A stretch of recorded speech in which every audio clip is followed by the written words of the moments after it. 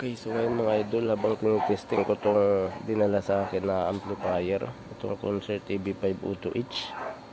So wala naman ako napansin na sira mga idol, tumutunog naman siya. Yan, ginamitan ko siya ng speaker protector o voltage protect po para sa DC out kung sakali man na mayroon. Yan, yung output ng ampli papasok dito sa ating speaker protect at lalabas naman dito, papunta na siya sa speaker. Ito yung papuntang speaker mga idol. So isa lang kasi yung speaker ko, kaya isa lang yung nalagyan ko na channel. So yan, DIY lang pala ito mga idol, speaker protect. Audio level na rin siya, nilagyan ko rin ng pang display para maganda tingnan. Yan, ito lang ginamit kong bluetooth kasi itong ampli na to ay walang bluetooth input, wala rin siyang USB. So sinaunang model yata to at original siya. So yung mga piki kasi o yung mga modified ay mga clone, may mga USB siya sa Bluetooth. Ito wala. Ito yung mga idol. Kahit speaker selector dito wala rin. Sa iba mayroon, sa ibang model. Pero tumutunog naman siya mga idol. Yan. Yan na. So okay naman yung tunog mga idol, no? Lakasan ko.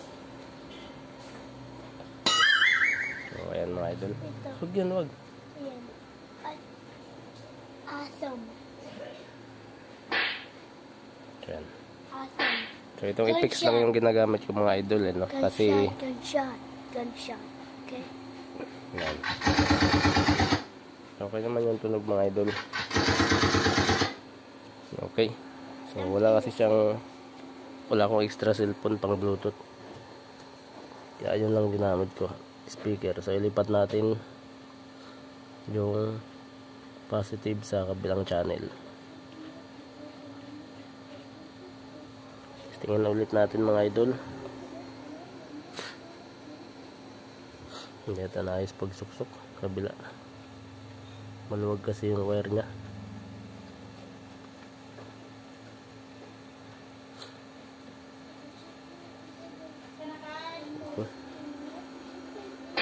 Yan o. So gumagana siya mga idol, no? I-fix lang ginagamit ko. So sabihin okay naman, kabila ay dalawang channel, okay. Yan, walang sira itong ampli na to. So ito mga idol, pag mag-repair tayo ng ampli, dapat meron tayong ganito para pag may DC out yung ampli, hindi masira yung speaker natin. Kasi meron tong relay. Yan, mag-off siya pag may voltahe na papasok sa speaker. So importante ito mga idol sa pag-repair. Yan.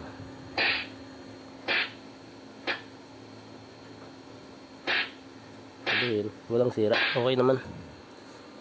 Sabihin ko na lang sa may-ari nito.